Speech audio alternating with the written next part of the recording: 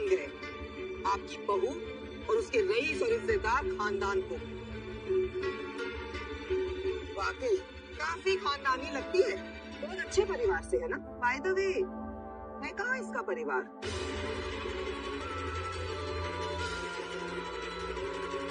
हमें भी तो मिल रहा है। मेरा मतलब है इतने इज्जतदार नामी खानदानी लोग हैं तो हमें भी तो मिलना चाहिए ना। अरे अपनी बेटी के रिसेप्शन में तो आए होंगे ना, तो बुलाइए, मिलवाइए सबसे।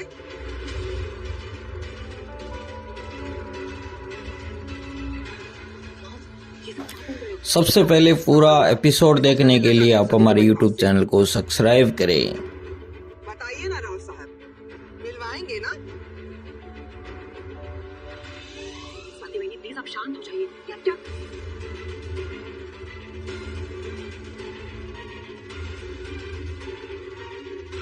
बोलिए ना राव साहब, कहाँ है सभी का परिवार? स्वाति बेनी, आप मेरे बचपन के दोस्त की धर्म पत्नी है, किसी लड़की की बातें कर रहे हैं। देखिए, अगर इसका परिवार इस फंक्शन में नहीं आया, इसका मतलब ये तो नहीं कि मैं ये सोच रहा हूँ इतने सारे लोगों के सामने झूठ बोल रहा हूँ। क्या कर रहे हो? नहीं नहीं, आप कहाँ झूठ बोलेंगे? मैं बताती हूँ कि सभी का परिवार क्यों नहीं आया। क्योंकि सभी का परिवार है ही नहीं।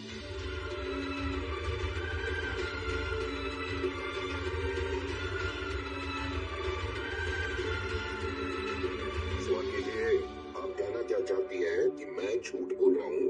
अगर आप झूठ नहीं बोल रहे तो कह दीजिए कि मैं झूठ बोल रही हूँ। आप अच्छी तरह से जानते हैं कि आप झूठ बोल रहे हैं, लेकिन जिस सफाई से झूठ बोल रहे हैं ना, उससे तो ऐसा लगता है कि आपका रोज का काम ही है झूठ बोलना। बस करीबा, बोलने दे मुझे। ये सभी किसी रईस और इज्जतदार खानदान से नहीं है। एक मामूली गरीब अनाथ लड़की है जो किसी कैफे में काम करती है।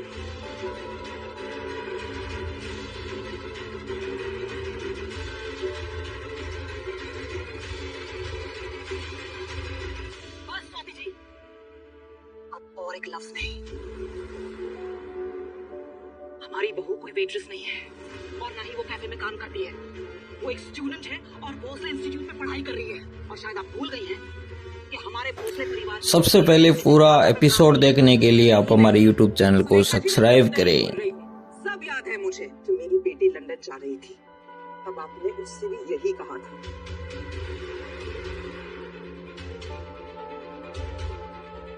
लेकिन अपनी बहू को पूरी आजादी दे दी काम करने की, वो भी एक छोटे से कैफे में। बताइए ना सुनीता जी, ऐसी क्या जरूरत आ गई थी? एक मामूली सी जॉब पे आपने अपनी बहू को भेज दिया। एक मामूली सी वेटर से आपने ईशान की शादी कर दी। और मेरी बेटी जो इतनी पढ़ी लिखी है, उसकी शादी आपने ईशान से तोड़ दी। बस नहीं, बस। आप झूठ बोलना बंद कीजिए। हमारी बहू कहीं काम नहीं करती, विषय संभला। मैं झूठ नहीं बोल रही हूँ, सबूत है मेरे पास।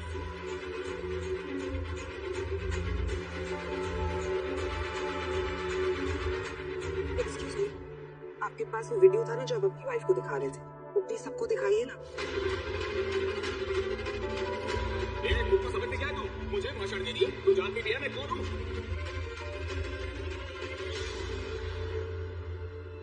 मैडम, क्या बात कर रही हैं आप? मैं कुछ नहीं जानता इसके बारे में और मेरे पास कोई वीडियो नहीं है। राव साहब, मुझे नहीं पता क्या बात कर रही हैं, किस वीडियो के बारे में बात कर रही हैं। बातों से पकड़ लो, सच आ गया ना सामने। जबरदस्ती झूठे इल्जाम लगा रही हमारे ऊपर और हमारे घर में आके। अरे पुणे के सारे झूठ बोलने वाले यहीं पे इकट्ठे हुए हैं क्या? जो पार्टी दे रहे हैं वो भी झूठ बोल रहे हैं, जो पार्टी में आए हैं वो भी झूठ बोल रहे हैं। अभी तो आपने अपनी वाइफ को वो कैफे का वीडियो दिखाया था, तो आप झूठ क्यों बोल रहे हैं? सॉरी, देखिए, मैं आपके दर्द को समझता हूँ। हमारी ईशान से आपकी बेटी की शादी नहीं हो पाई, उसका अफसोस है हमें। लेकिन इसका मतलब ये तो नहीं कि आप आके हम पे फिजूल इल्जाम लगाएं। आपकी बेटी हमारी बेटी है, हमारे परिवार का हिस्सा है, हमारे साथ हमारे घर में रहती है, एक छत के नीचे रहती है। तो आप हमारे बहू पे ऐसे झूठे इल्जाम नहीं लगा सकती हुई नहीं। मैं कोई झूठे इल्जाम नहीं लगा रही हूँ, ना ही मैं झूठ बोल रही हूँ। मैंने अपनी आंखों से वो वीडियो देखा है जहाँ सभी एक छोटे से कैफे में वेट्रेस का काम कर रही है।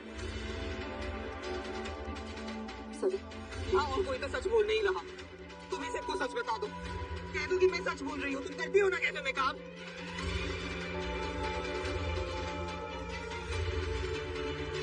बोलो सभी, तुम करती हो ना कैफे में काम?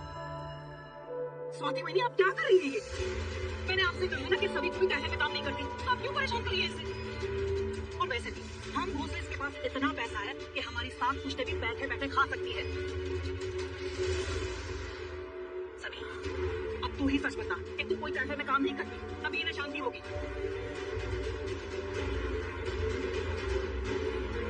सभी, बोल। नहीं अक्का साहब, स्वाति जी झूठ नहीं बोल रही। मैं एक कैफे में काम करती हूँ, वेट्रेस का।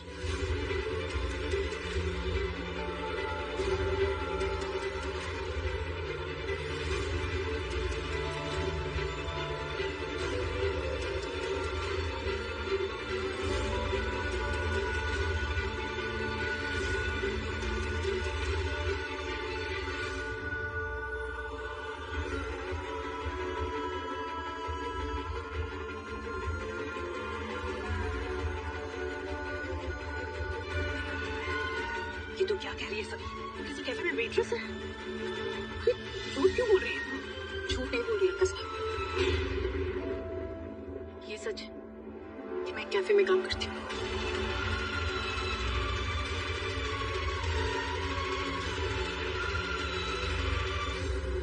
उसने खानदान की बहू कैफे में वेट्रेस। इंटरेस्टिंग। तुझे इसके बारे में पता था? नहीं अक्का साहब,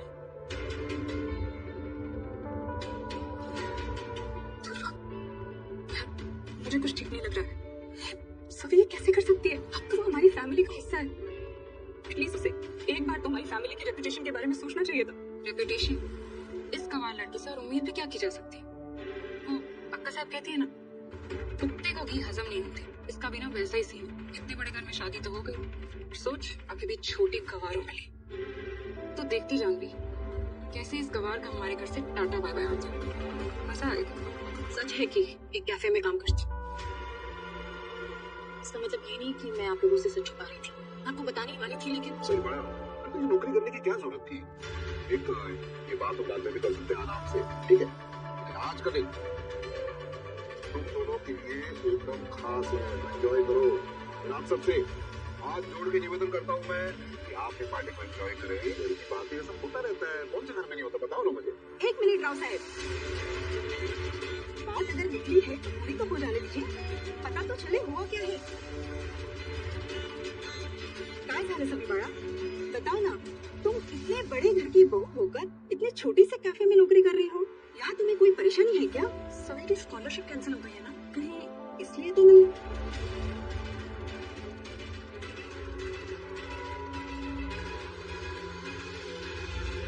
क्या ये सच है सभी कि तुम वाकई में नौकरी इसलिए कर रही हो क्योंकि तुम्हारी स्कॉलरशिप कैंसिल हो गई है और पढ़ाई के लिए तुम्हें पैसों की जरूरत है?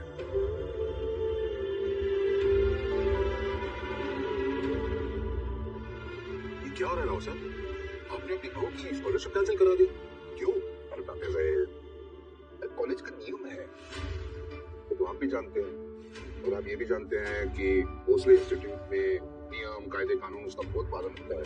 तो हम तो स्टूडेंट्स में भेदभाव नहीं करते कि वो नॉर्मल स्टूडेंट हो या हमारे घर की बहू, नियम सबके लिए एक। वही तो मेरा सवाल है राव साहब कि इतने बड़े खानदान की बहू अपनी फीस भरने के लिए नौकरी क्यों कर रही है?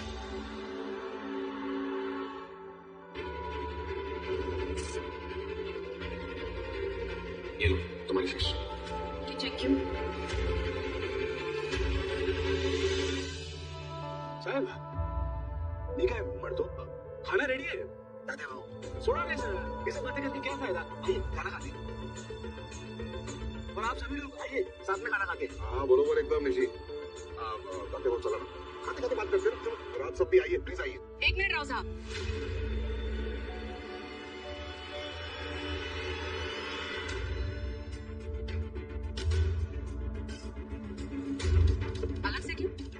भी तो बताइए।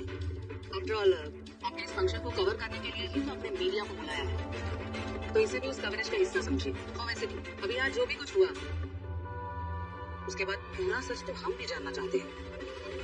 कहीं ऐसा तो नहीं कि आप ही नहीं चाहते कि आपके घर की बहू आगे बढ़े या फिर बाहर कहीं काम करे?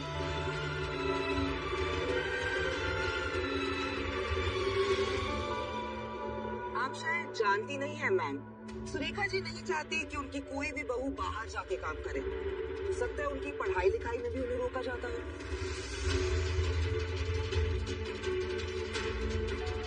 हम तभी आपने ये एलिगेशन लगाया ना कि ईशान और आपकी बेटी रीवा की सगाई इसलिए नहीं हुई थी क्योंकि रीवा को लंदन जाना था पढ़ाई करने।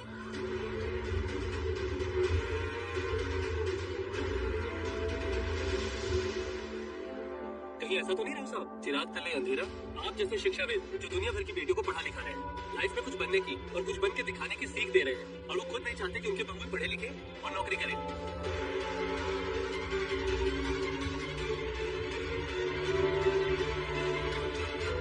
कुछ भी बोल रहे हैं आप लोग, गलत इल्जाम लगा रहे हैं हमारे ऊपर। ऐसा तो नहीं, हाथी के दांत खाने के और दिखाने के और। बोलिए राव साहब। एक मिनट, आप लोग कहाँ की बात कहाँ लेकर जा रहे हैं? किसने कहा आपसे कि ये लोग मुझे पढ़ने नहीं दे? ईशान सर ने मुझे चेक दिया था ताकि मैं अपनी कॉलेज की फीस भर सकूं, लेकिन मैंने मना किया क्योंकि मैं खुद अपनी पढ़ाई का खर्चा उठाना चाहती हूँ और मुझे नहीं लगता कि इसमें कुछ भी गलत है।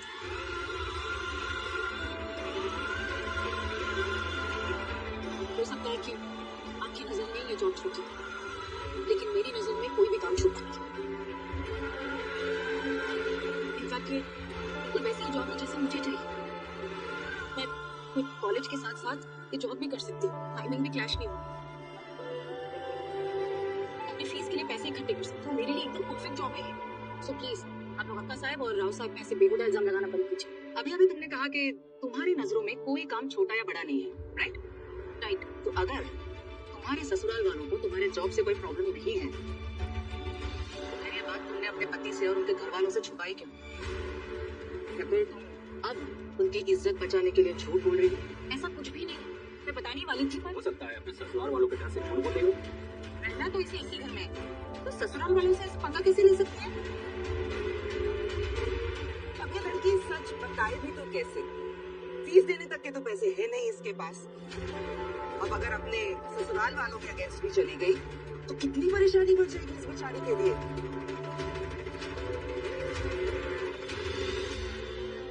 कहीं ये डर तो नहीं रही कि स्कॉलरशिप तो मुझसे छीन ही ली इन लोगों ने, कहीं जॉब भी ना छुड़वा दे? ईशान सर, क्या आप जानते थे कि आपकी बीवी एक वेट्रेस का जॉब करती है?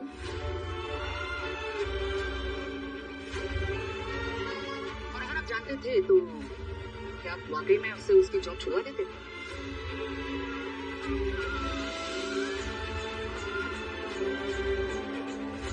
ये हमारा पर्सनल मैटर है। कृपया करके आप इस अपनी न्यूज़ में बताइए। ये पर्सनल मैटर कैसे हुआ सर?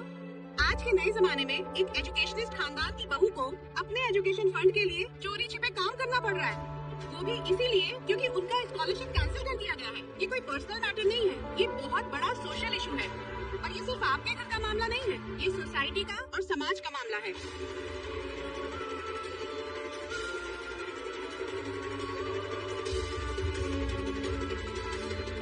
सर आप तो हमारे एजुकेशन मिनिस्टर हैं, क्या आप भी इस तरह की मानसिकता का समर्थन करते हैं? बिल्कुल भी नहीं, मैं ऐसी मानसिकता का समर्थन हरगिज़ नहीं करता। मेरा तो मानना है कि जब एक लड़का पढ़ाई करता है तो एक परिवार आगे बढ़ता है, और जब एक लड़की पढ़ती है तो पूरी एक नस्ल आगे बढ़ती है। पूरा हक है लड़कियों को कि वो पढ़े लिखे, नौकरी करे और कामयाब हो। और आप सब लोगों की तरह मुझे भी अफसोस है कि ये शिक्षा के पुजारी इनके घर में ऐसी शर्मनाक बात हो रही है।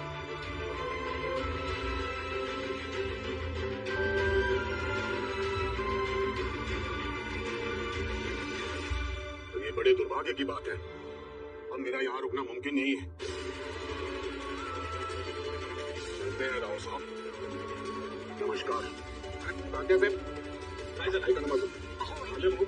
अरे 2 मिनिटं ऐका तात्या. आइएगा सर आप प्लीज। हमारे ताते बाबू ये किस तरह का जर्नलिज्म है आपका? करने से पहले आपने फैसला सुना दी। आप जज है या जर्नलिस्ट है? अगर आपने सवाल पूछा है तो सामने वाले को जवाब देने का मौका तो दीजिए। लेकिन नहीं, आपको जो सही लगता है ना सच बना के पेश कर देते हैं आप।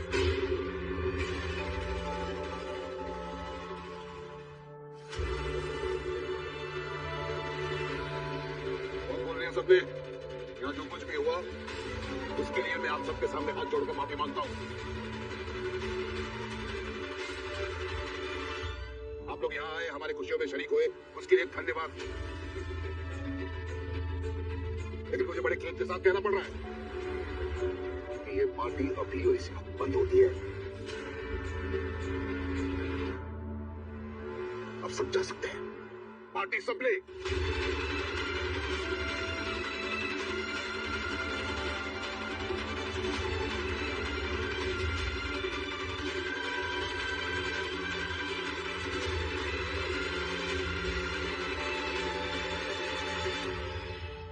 ईशान, वैसे तुम सभी जैसी वाइफ ही डिजर्व करते हो, जो तुम्हारे परिवार की इज्जत की परवाह न करे, बस वही करे जो वो चाहती है। और आप सुने कुछ, आप भी ऐसी ही बहू डिजर्व करती है, जो एक छोटे और गरीब घर से आती है, ना कि मेरी बेटी की तरह, जो एक पढ़े लिखे और रईस खानदान से आती है। मैम प्लीज, पहली बात तो आपको मेरे बारे में बात करने का कोई हक नहीं है, और अगर आपको कुछ बोलना ही है तो आप सिर्फ मेरे बारे में बोलिए। मेरे परिवार के बारे में एक शब्द नहीं सुनूंगा।